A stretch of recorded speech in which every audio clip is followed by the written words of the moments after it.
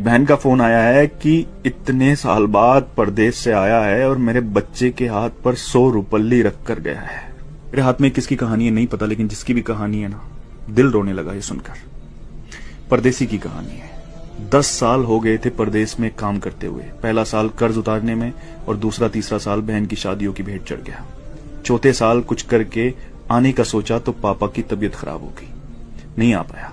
यहां तक कि पापा दुनिया छोड़कर चले गए तब भी नहीं आ पाया। बूढ़ी माँ घर में अकेली थी। आने का सोचा लेकिन कोई बचत नहीं थी, तो फिर परदेश से हिम्मत नहीं हुई कि इतने साल परदेश में रहकर खाली हाथ कैसे जाऊं। लेकिन माँ की जिद और बहनों ने कहा कि भाई आ जाओ, हमें कुछ नहीं चाहिए, बस आ जाओ कहा तो हिम्मत बढ़ी। कुछ उधार लिया, कुछ पास था जिससे टिकट करवाया और वापस ये सोचकर आ गया कि अब कोई बड़ी जिम्मेदारी तो है नहीं, यहीं पे कुछ कर लेंगे। आने के दूसरे दिन बहन से मिलने गया। बहन बच्चों वाली हो चुकी थी। आते वक्त भांजे के हाथ पर 100 रुपए रखकर वापस हुआ। दूसरी बहन के यहाँ पहुंचने पर पास के पैसे भी खत्म हो चुके थे, लेकिन ये उम्मीद थी कि ये बहन ज्यादा नजदीक है, कुछ नहीं बोलेगी।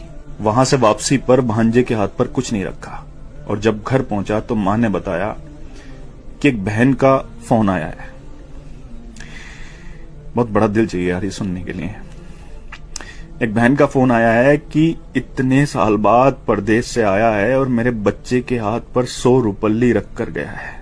इतना तो हम फकीरों को दे देते हैं। दूसरी बोली, मेरे बच्चों के हाथ पर 10 रुपल्ली भी रख कर नहीं गया, ससुराल में मेरी नाक कटा दी। ये सब सुनकर मैं सुन्न रह गया और अब अपनी 10 साल की कमाइयों का हिसाब लगा रहा था।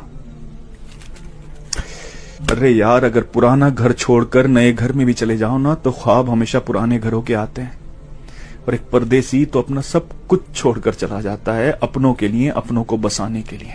लोग मेहनत करके पैसा कमाते हैं, लेकिन परदेसी मेहनत के साथ साथ अपनी उम्र को बेचकर पैसा कमाता है। किसी खुशियों में नहीं आ पाता, किसी की मैयत में नहीं आ पाता। सच पूछो तो हमारे सीने में दिल किस तरफ है ना, ये एक परदेसी ही बता सकता है। क्योंकि जब वो अपनों को छोड़कर जाता है ना, तो सीने में वही तकलीफ होती है जहां दिल होता है। जुल्म नहीं करते अपने लोग ये कहकर कि तुमने परदेश में रहकर हमारे लिए किया ही क्या है। अरे कसम खुदा की, अगर तुम्हें एहसास हो जाए, अंदाजा लग जाए ना कि उसने परदेश में रहकर तुम्हारे लिए क्या किया है, तो इस जबान को कटवाना पसंद करोगे, लेकिन कभी उसकी कुर्बानियों के खिलाफ बोलना पसंद नहीं करोगे। सच कहते हैं, जिसका दर्द होता है उसकी तकलीफ को सिर्फ वही समझता है। परदेसी का दर्द सिर्फ वही समझ सकता है जिसने अपनों के लिए अपना घर छोड़ा हो।